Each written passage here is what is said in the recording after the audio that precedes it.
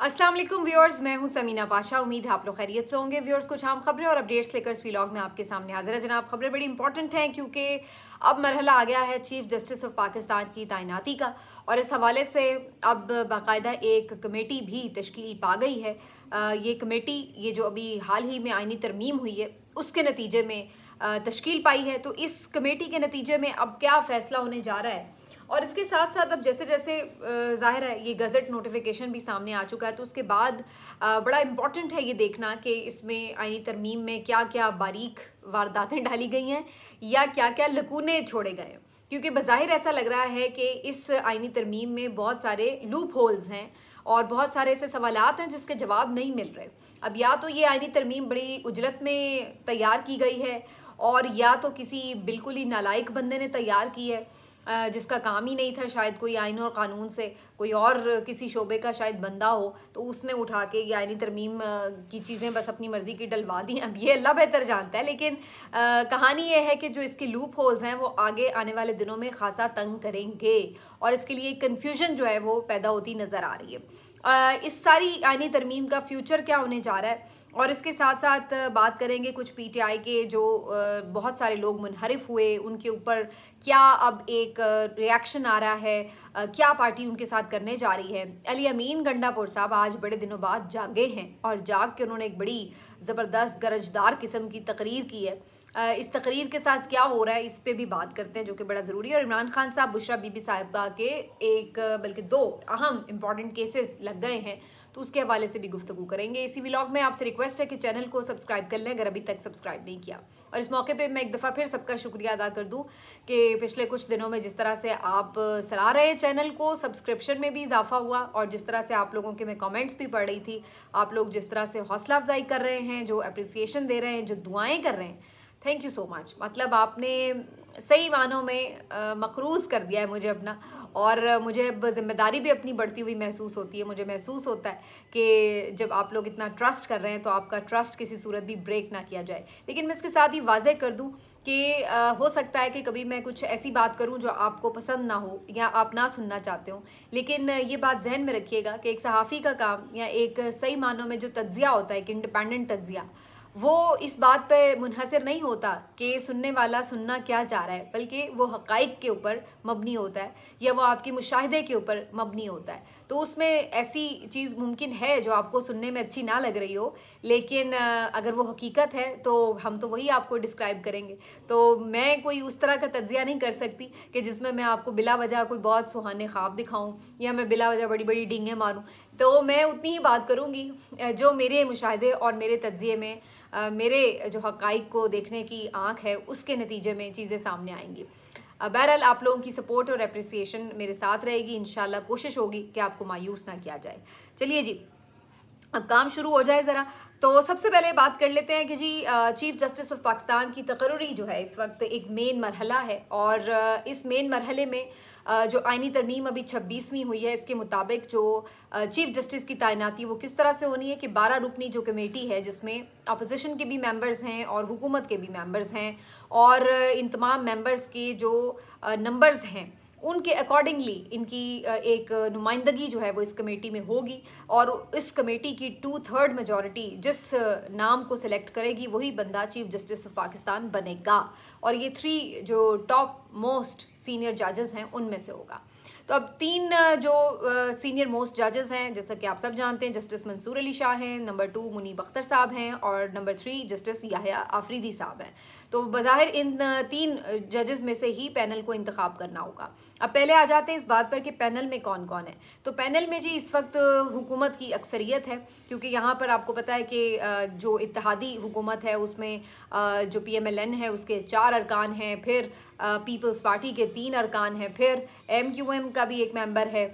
तो इस तरह से ऑलरेडी ये लोग 8 मेंबर्स बन जाते हैं, जबकि अपोजिशन में फिर आप JUIF का एक मेंबर है, और फिर 3 मेंबर्स जो है वो PTI के हैं। यहाँ पर एक और बारीक वारदात इलेक्शन कमीशन की सहूलत से डाली गई है, वो ये कि अगर इलेक्शन कमीशन ऑफ पाकिस्तान ने मखसूस नशिस्तें जो कि कब से 12 जुलाई से फैसला आया हुआ है वो दे दी होती हैं अभी तक पाकिस्तान तहरीक इंसाफ को, तो इस सूरत में अब पीटीआई को यहाँ पर फिर 4 लोगों की नुमाइंदगी मिलती। उस सूरत में फिर क्या होता कि इस बात का चांस रहता कि ऑपोजिशन अपनी बात भी मनवा सकती थी कंसेंसस में, लेकिन अब ऑलरेडी पीएमएलएन, पीपल्स पार्टी और एमक्यूएम के लोग मिलके 2/3 बना लेते हैं। तो अब ऑपोजिशन कुछ भी कह रही हो इससे फ़र्क नहीं पड़ता, वो अपनी मर्जी से chief justice of Pakistan select कर सकते हैं। तो एक मेंबर से बिल्कुल टेबल जो है वो टर्न हो जाती है। बहरहाल ये बारीक वारदात एक दफ़ा फिर इलेक्शन कमीशन ने डाल दी है। अब इस कमेटी में जो भी मेंबर्स हैं, वैसे तो मैं नाम बता सकती हूँ आपको, लेकिन वो बेकार ही हैं मेंबर्स के नाम बताना, क्योंकि ये मेंबर्स भी कठपुतलियों की ज़्यादा उनकी हैसियत नहीं है। जो उनको कहा जाएगा उनकी क़यादत की तरफ से और क़यादत के भी मालिकों की तरफ से, तो उसी शख्स की तैनाती जो है वो हो जाएगी, ज़ाहिरी सी बात है। तो वैसे इसमें हैं पीपल्स पार्टी की तरफ से भी फारूक केचनाइक हैं, राजा परवेज़ अशरफ हैं, पीएमएलएन की तरफ से भी आज़म नज़ीर तारड़ हैं, और इस तरह से 2-3 नाम हैं। फिर इसी तरह से जो JUIFM की तरफ से सेनेटर कामरान मुर्तज़ा हैं, और पीटीआई ने भी यहाँ पर अपने नाम दे दिए हैं, जिसमें बैरिस्टर गौहर साहबजादा हामिद रज़ा हैं और सेनेटर अली ज़फ़र साहब हैं। तो 3 नाम इनकी तरफ से भी आए। बहुत से लोग इस पर भी तनकीद कर रहे हैं कि जब आप आईनी तरमीम को ही नहीं मान रहे तो फिर उससे बनी हुई कमेटी को क्यों मान रहे हैं। तो भाई अब हम मानना या ना मानना उसकी एक अलग बात होती है, लेकिन बहरहाल वो अब जो एक गजेटेड चीज़ है वो तो है, उससे आप कैसे उससे अलग, कोई अब तालिबान तो है नहीं कि बंदूक उठा के उसको ना मानने का ऐलान कर दें। तो जाहिर है उस सिस्टम में रह के भी आपको लड़ना पड़ता है। बहरहाल वो इस कमेटी में आगे है, लेकिन उन्हें पता है कि इसमें उनके होने या ना होने से कोई ख़ास फ़र्क नहीं पड़ने वाला। सिर्फ ये है कि जी तैनाती अब देखते हैं कि ये कमेटी किसके हाथ में करती है, क्योंकि मंसूर अली शाह साहब बज़ाहिर ऐसा लग रहा था कल तक कि इनकी जो यूँ कह लें कि चीफ जस्टिस इनको बनने से रोकने के लिए ही बेसिकली ये सारी तरमीम लाई गई और सब कुछ किया गया। दूसरी तरफ बहुत सारे लोगों का ख्याल था कि जस्टिस याया आफरीदी साहब जो है वो आइडियल उम्मीदवार हो सकते हैं। फिर एक और जो बड़ी दिलचस्प चीज़ आज सामने आई है, जब गजेटेड ये आईनी तरमीम सामने आ चुकी है, तो उसमें एक क्लॉज है इस तरमीम में जिसमें ये पता चल रहा है कि जी आपके जो 3 जजेस का पैनल आएगा उनमें से आप जो भी सिलेक्ट करते हैं, अगर वो जज चीफ जस्टिस बनने से इनकार कर दे, ये ऑफ़र कबूल ना करे, तो उस सूरत में आप बाकी के जो 2 जजेस हैं, यानी उन्हीं 3 में से जो बाकी 2 जजेस होंगे उनमें से किसी को बना लेंगे। और अगर वो भी इनकार कर देते हैं तो फिर आप ऑटोमेटिकली जो अगला यानी 4th नंबर वाला जज होगा फिर उसको आप कंसिडर करेंगे। अब एक तो इस पे ये काफ़ी क्लैरिटी से ये बात हो रही है कि ये इस तरह से है। बीच में 1-2 लोग हैं जो ये कह रहे हैं कि नहीं इसका मतलब ये नहीं है, लेकिन अगर आप उसकी टेक्स्ट के ऊपर जाएं तो टेक्स्ट में तो मतलब यही बनता है कि जो पहले 3 हैं आपको उन्हीं में से बनाना है, अगर एक इनकार कर दे तो फिर बाकी दोनों में से बनाना है। अब ये बड़ी दिलचस्प सिचुएशन है, क्योंकि इस सूरत में हुकूमत के पास फिर 2 ही ऑप्शंस होंगे कि या तो वो जस्टिस याया आफरीदी को बना दें, और अगर वो इनकार कर देते हैं तो उस सूरत में जस्टिस मंसूर अली शाह को ही कबूल करना पड़ेगा, क्योंकि जस्टिस मुनीर को तो बहरहाल ये लोग कभी भी नहीं बनाएंगे अगर इनके हाथ में चॉइस रही तो उस सूरत में अब काफ़ी सारी र्यूमर्स जो हैं वो गर्दिश कर रही हैं। अब मैं उन पे आ जाती हूँ। मिसाल के तौर पर जो हुकूमत के करीबी सहाफ़ी समझे जाते हैं, जिनको हसन अयूब कहा जाता है, रावी उर्फ, उनका आज ट्वीट था कि चीफ जस्टिस बनेंगे मंसूर अली शाह साहब, और आईनी बेंच के जो सरबराह हैं, आपको पता है इन्होंने ये भी एक बीच में हरकत की है ना कि आईनी बेंच भी सुप्रीम कोर्ट के अंदर बनेगा और उसका सरबराह अलग से होगा, वो चीफ जस्टिस नहीं होगा। तो उनका ये कहना था कि जी जो जस्टिस याया आफरीदी साहब हैं वो चीफ जस्टिस बनेंगे और आईनी बेंच के सरबराह बनेंगे जस्टिस अमीनुद्दीन खान साहब, और पहले जो आपके दोनों जजेस हैं वो टोटली फारिग हो जाएंगे। ये बज़ाहिर लग रहा था जस्टिस हसन अयूब साहब की ट्वीट से। फ़खर दुरानी साहब ने भी आज एक ट्वीट की, ये भी जंग के सीनियर सहाफ़ी हैं जो कि आपको पता है कि काफ़ी अंदर की खबरें लाने की दावा करते हैं। तो उनका ये कहना था, आज उन्होंने एक ट्वीट कीजिए कि मंसूर अली शाह साहब अच्छे जज थे, अच्छे ज्यूरिस्ट थे, लेकिन वो कुछ लोगों की बातों में आके ज़्यादा एक्टिव हो गए थे, तो उससे वो तासुर ये दे रहे थे कि जैसे वो नहीं बनने जा रहे।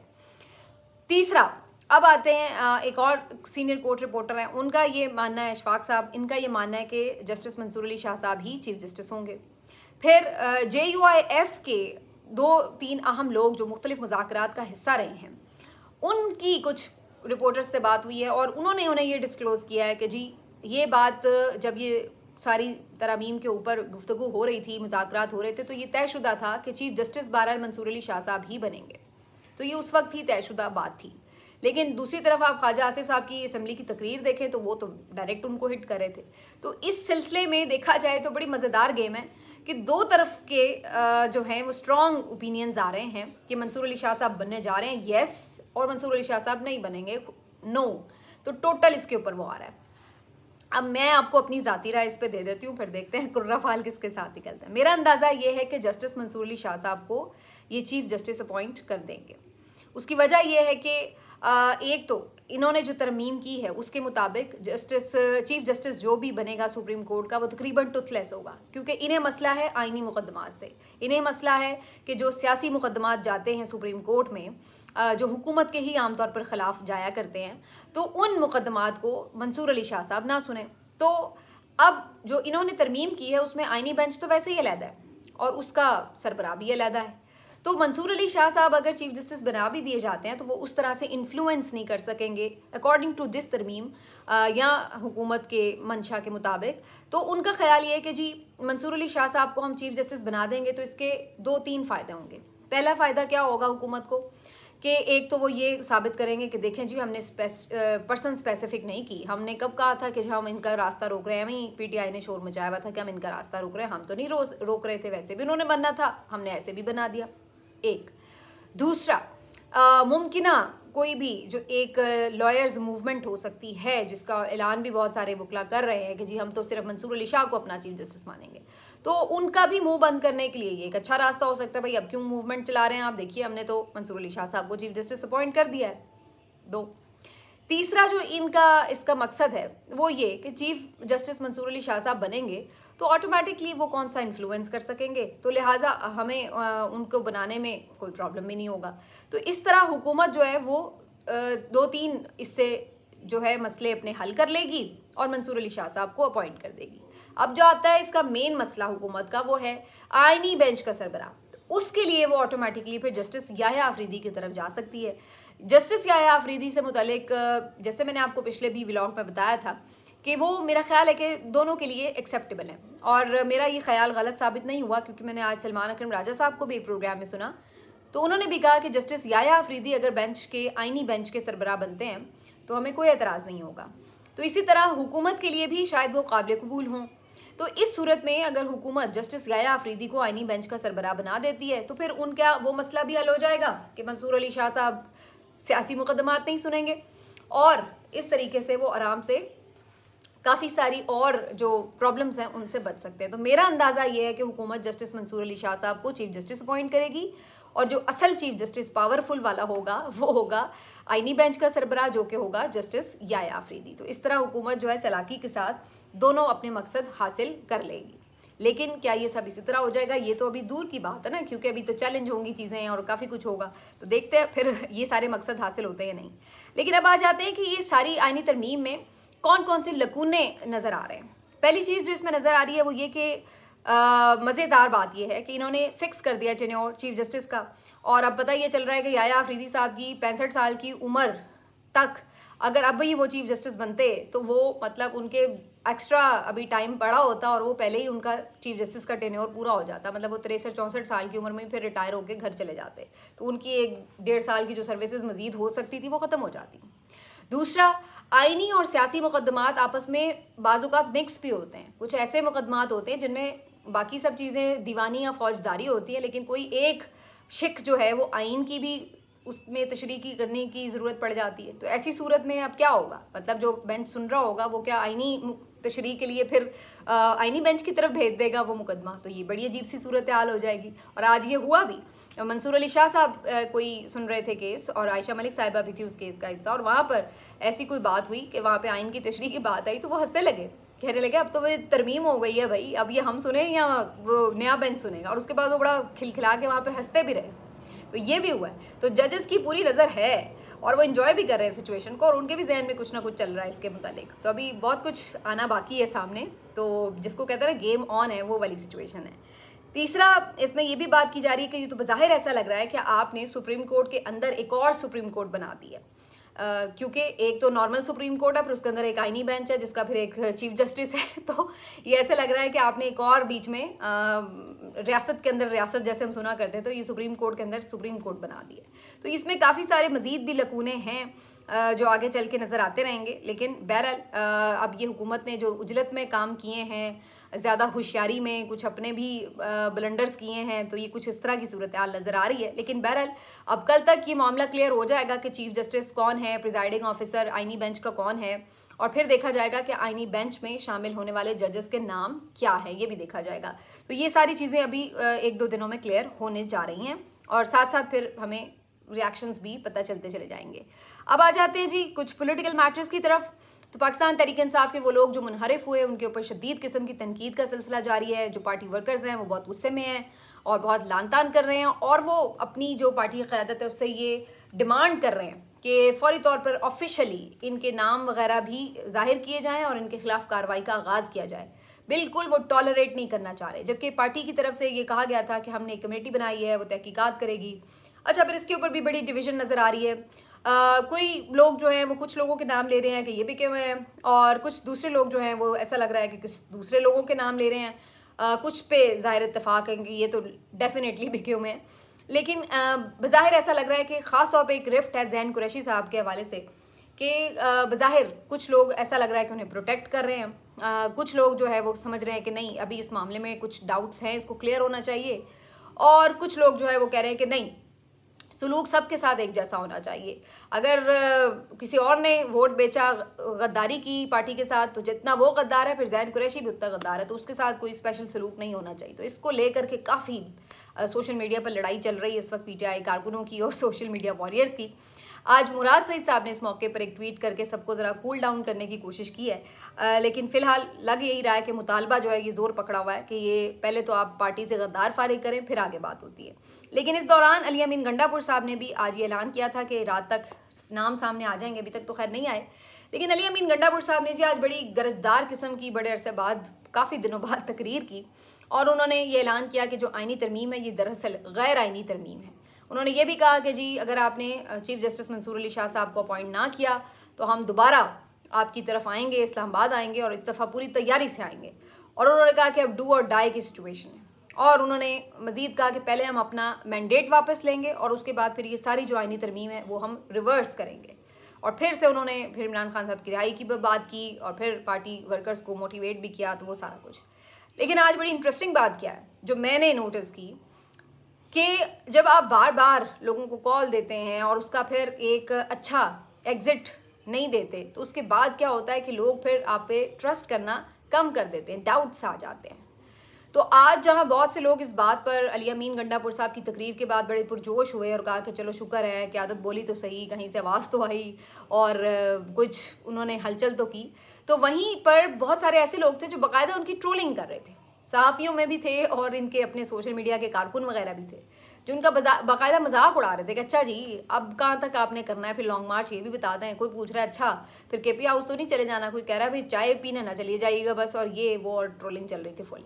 तो ये असल में चीज़ होती है कि जब आप बिल्कुल एक अल्लाह ने आपको इज़्ज़त और मकाम दिया हुआ था, आप अच्छा खासा हीरो बने हुए थे, एक लीडर की तरह आप सामने फ्रंट से लड़ते हुए आ रहे थे, और वहाँ पर आपने जहाँ पे ग्रिप अपनी कमज़ोर की वहीं पर एकदम मुट्ठी खुल गई, और फिर आपने देखा कि आईनी तरमीम भी हो गई, फिर आपने देखा कि वर्कर्स का मोराल भी टूटा, फिर आपने देखा कि अली अमीन गंडापुर साहब भी ऊपर से खासा नीचे आए। तो ये सब हुआ। तो ये एक लीडर का फ़र्क होता है कि वो किस तरीके से सारे मामले को संभालता है। अगर आपकी कोई अंडरस्टैंडिंग थी, कोई मजबूरी थी, या यही आपके पास कोई प्लान नहीं था, कुछ भी था, तो आप इसको जस्ट एक ग्रेसफुल एग्जिट ले लेते। जिधर भी आपके साथ जो भी मसला हो रहा था उनसे कहते कि भाई मुझे एक सेफ और एक ग्रेसफुल एग्जिट लेने थे। आप भले डी चौक आते, कारकुनों से एक तकरीर करते छोटी मोटी, और उसके बाद उन्हें कहते कि जी हमारा एहतजाज रजिस्टर हो गया है, अब चलिए खुदा हाफिज़।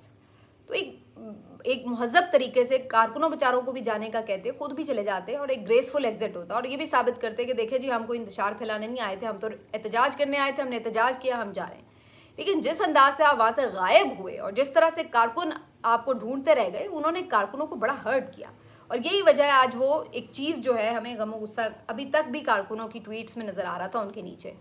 तो ये होता है, फिर वही बात होती है ना, शेर आया वाली सिचुएशन ना हो जाए। तो ट्रस्ट बड़ी मुश्किल से डेवलप होता है। ट्रस्ट जो है वो हर किसी के ऊपर नहीं डेवलप हो जाता। अब कल को मैं कहूँ कि जी आए मेरे पीछे निकल पड़े, तो क्यों आएगा कोई? बड़ा अरसा लगता है ना आप किसी को ट्रस्ट आप किसी पे डेवलप करते हुए।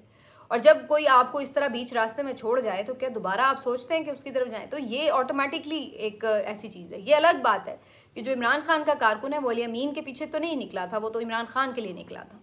तो उसको जहाँ लगेगा कि इमरान खान की कॉज के लिए मैं निकल रहा हूँ तो वो फिर निकलेगा, चाहे आगे खड़ा ले जाने वाला काफिला अली अमीन हो, हमाद अजहर हो, कोई भी हो। लेकिन जब उसको लगेगा कि मैं तो इमरान खान के लिए निकल रहा हूँ तो वो फिर निकल आता है। लेकिन बहरहाल ये चीज़ें क़यादत को देखनी चाहिए कि बार बार कारकुनों को ये डीमोरलाइज करने से फिर तहरीकें नहीं चला करती, इस तरह फिर मोमेंटम टूट जाते हैं। तो अब देखते हैं जी आगे, अगर वाकई ये कोई सीरियस कॉल है तो इसके बारे में क्या होता है। लेकिन जैसे मैंने शुरू में कहा था कि अगर मंसूर अली शाह साहब अपॉइंट हो जाते हैं एज चीफ जस्टिस तो फिर काफ़ी सूरत हाल हुकूमत के लिए हैंडल करना ईजी हो जाएगी, क्योंकि बहुत एकदम जो एक उबाल उठना है उसको काफ़ी हद तक नीचे किया जा सकेगा।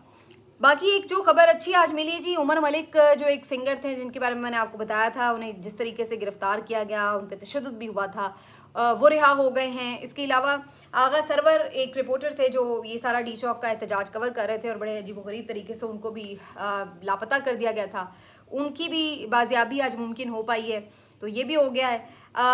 इमरान खान साहब और बुशरा बीबी साहिबा के हवाले से अहम केसेस की जो एक हेयरिंग है वो आज होने जा रही है। अनफॉर्चुनेटली इमरान खान साहब पे पाबंदी जो है उसको दोबारा से बढ़ा दिया गया। पहले वो 18 तारीख तक थी, फिर उसमें 2 दिन का इजाफा कर दिया गया 20 तारीख तक। उसके बाद अब जो नया नोटिफिकेशन 20 तारीख को जारी किया गया उसके मुताबिक ता हुक्म सानी पाबंदी है। अब ये इतनी गलत चीज़ है कि इमरान खान तो इमरान खान हैं और उनके तो हमें समझ में आ रहा है कि सियासी मकासद की वजह से उनसे नहीं मिलने दिया जा रहा है, लेकिन उनकी वजह से जो कई हज़ार कैदी अडयाला में अंदर हैं वो भी बेचारे अपने प्यारों से, अपनी फैमिली मेम्बर से मिल नहीं पा रहे हैं। क्योंकि जब आप ज़ाहिर है पाबंदी लगाते हैं तो वो फिर किसी एक शख्स के लिए तो नहीं लगाते, वो फिर ओवरऑल सबके लिए नोटिफिकेशन आता है। तो ये एक ऐसा एलिमेंट है जिसके ऊपर कोई बात भी नहीं कर रहा कि जो हज़ारों कैदी बेचारे आम कैदी हैं उनको किस बात की सज़ा मिल रही है, उनके भी फैमिली मेम्बर्स नहीं उनको जाके मिल सकते। तो वो एक अलहदा इन्होंने दूसरों के लिए तकलीफ़ का सामान पैदा किया हुआ है। ये कितनी शर्मनाक बात है कि आप अपनी सियासी जंगें लड़ते रहें यार, आम लोगों को तो ना कम अज़ कम तंग करें। लेकिन एक इमरान खान के चक्कर में इन्होंने बाकी भी हज़ारों कैदी जो हैं उनको भी तकलीफ़ में पहुंचाया हुआ है।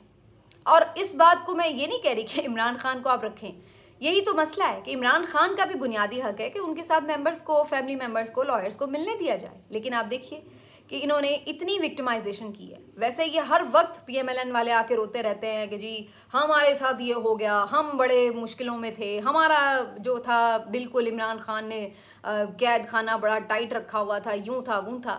तो उस वक्त की आप रिपोर्टिंग देख लें, कितने कितने अस्पतालों में इनके चक्कर लगते थे, कितने कितने मेडिकल बोर्ड्स इनको आके चेक करते थे, AC की सहूलतें इनके पास थी, घर का खाना इनको दस्तयाब था, मुलाकातों के तांते बंधे हुए थे। ये तो मोहम्मद ज़ुबैर साहब ने खुद बताया कि पूरा एक हॉल भरा हुआ होता था, पूरी सिटिंग चलती थी, पूरी महफिल जमती थी, 2-2, 3-3 घंटे पार्टी मीटिंग्स होती थी वहाँ पर। तो ये सारी चीज़ें होती रही। और आज इमरान खान के हवाले से इन्होंने क्या कमजरफी दिखाई हुई है वो भी आपके सामने है कि वो अपने लॉयर्स तक से मुलाकात नहीं कर सकते, वो अपनी फैमिली मेम्बर से नहीं मिल सकते, उनकी बहनों को भी, दोनों को बेचारों को पकड़ के ऐसे ही जेल में बंद किया हुआ है, उनसे भी किसी को इवन मिलने नहीं दिया जा रहा। इस कदर इंतहा की ये पॉलिटिकल विक्टिमाइजेशन ये हुकूमत है इस वक्त कर रही है। लेकिन रोने इनके आप देख लें, और प्रोपेगेंडा इंतहा का कि जी इन्हें ये सहूलत मिली है, इनको वो सहूलत मिली है।